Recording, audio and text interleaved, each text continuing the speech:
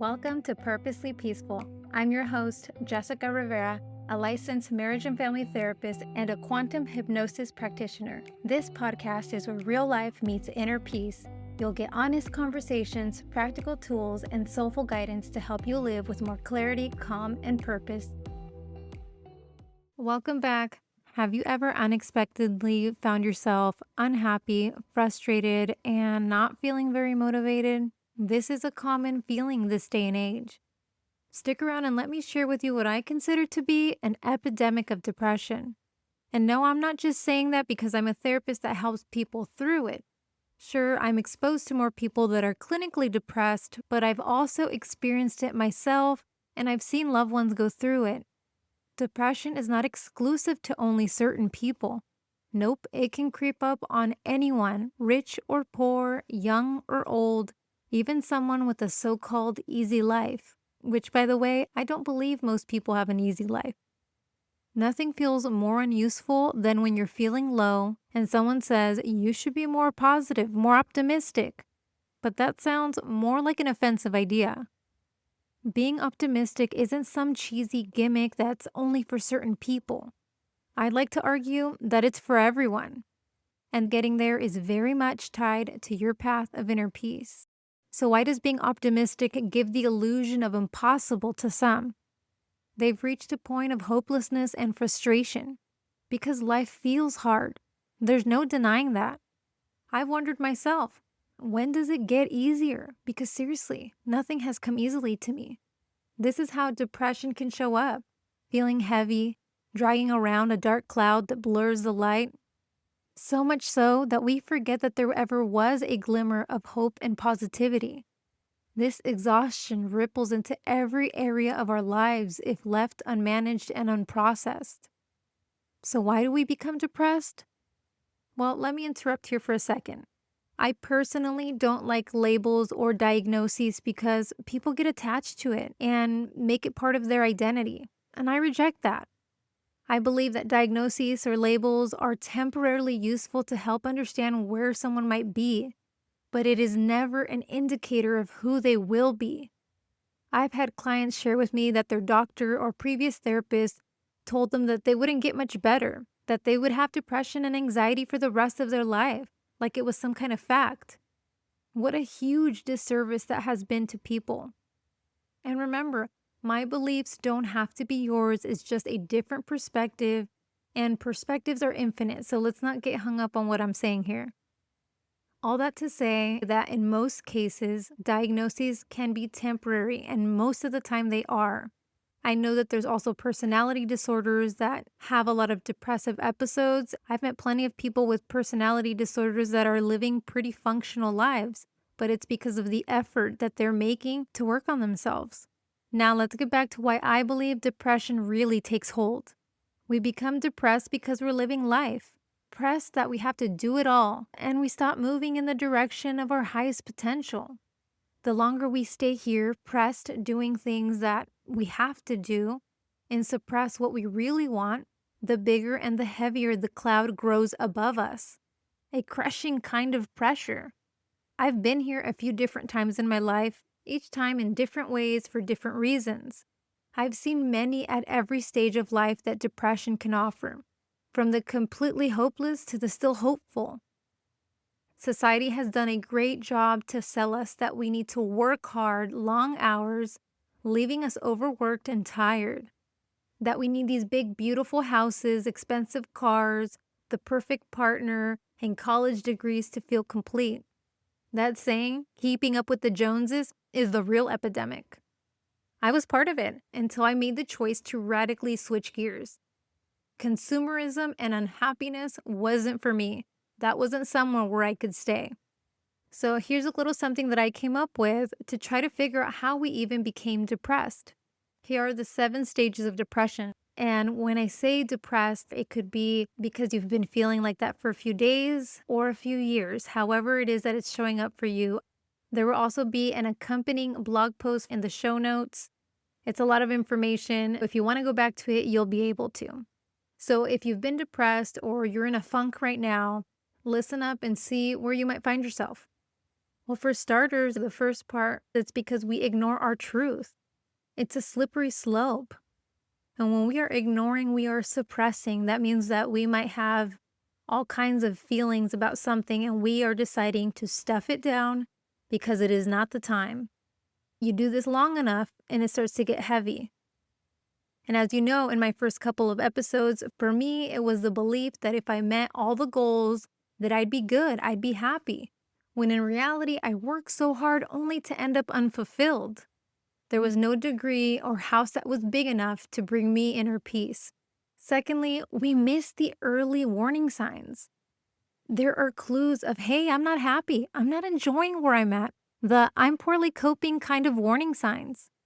For me, it shows up with an increased desire for sugar, wanting to watch TV to the point where I'm not getting enough sleep. For me, that's the beginning of a bad cycle.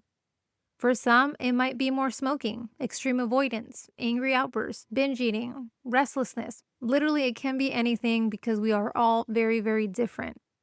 Thirdly, we can't help but feel the pressure of life's responsibilities, and there's plenty.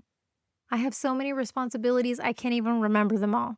So, at some point, responsibilities start to feel like concrete boulders on our shoulders. And when we're here, a lot of times our mental and physical energy is being drained. This is where feeling tired really kicks up a notch. And the fourth one is when our mind, well, it's more like our ego, starts to work against us, not for us. Our ego is extremely talented at providing us with negative thoughts and assumptions. When our mind spends a lot of time working, especially in a negative way, this depletes our emotional energy. Yes, that emotional energy that you need to get through the day without losing it. So when we're here, we already came into it tired, and now our emotional energy is getting tapped out. And when we're depleted and we don't have energy to keep going, this moves me to the fifth point. We then start to shut down hope and our big dreams and the belief that positive outcomes await.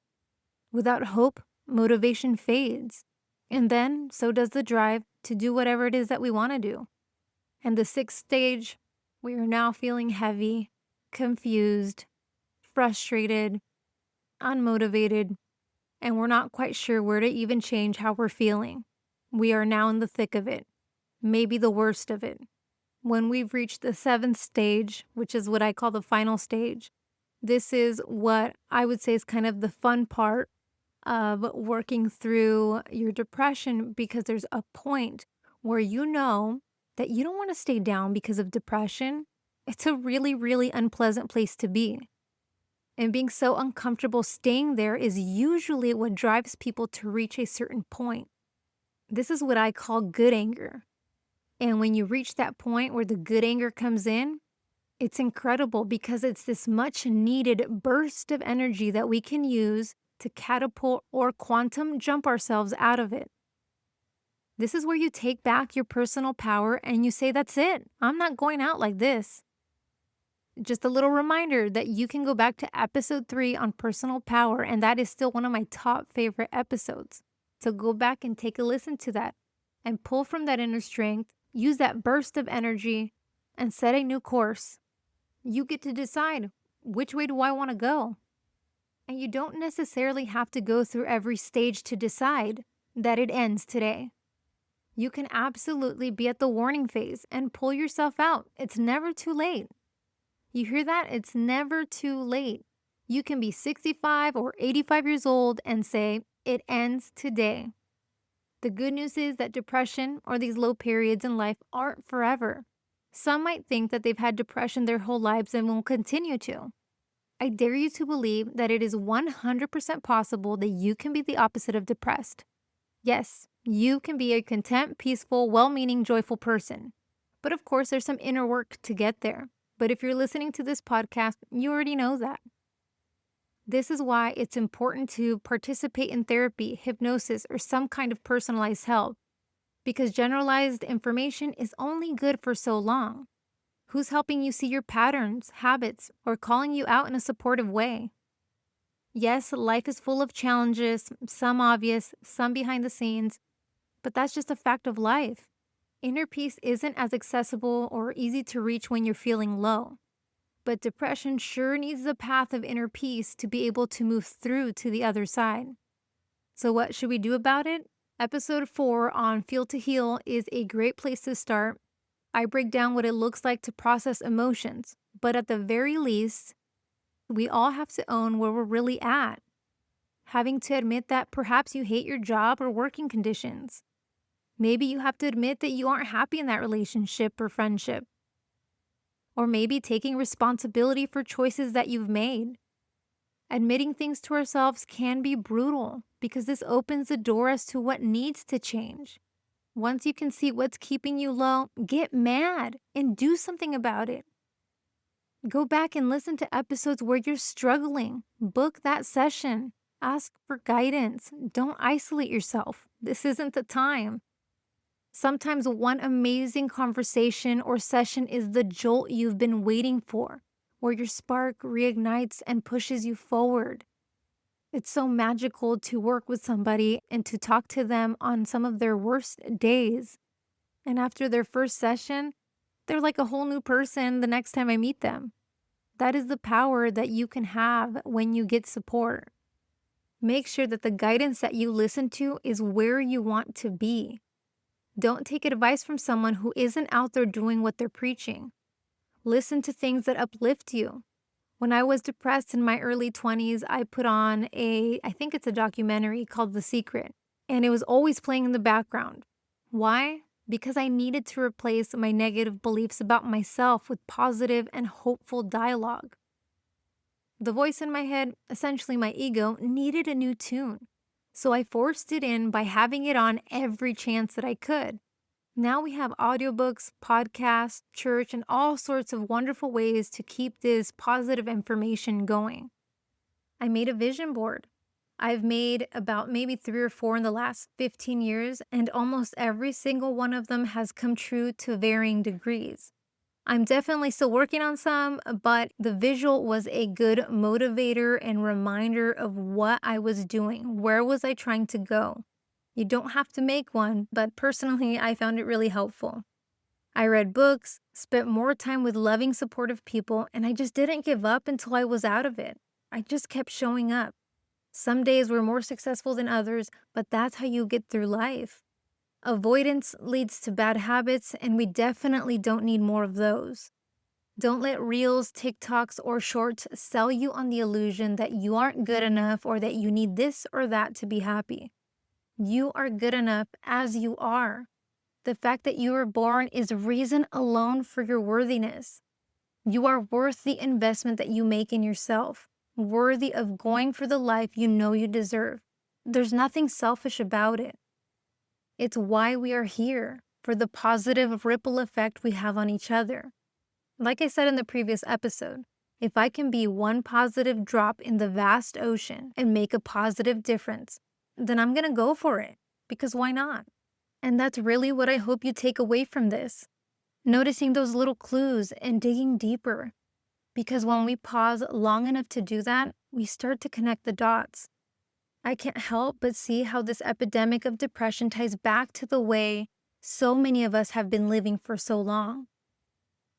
My sessions in 2020 were all very similar. So many people woke up and dared to start living life differently.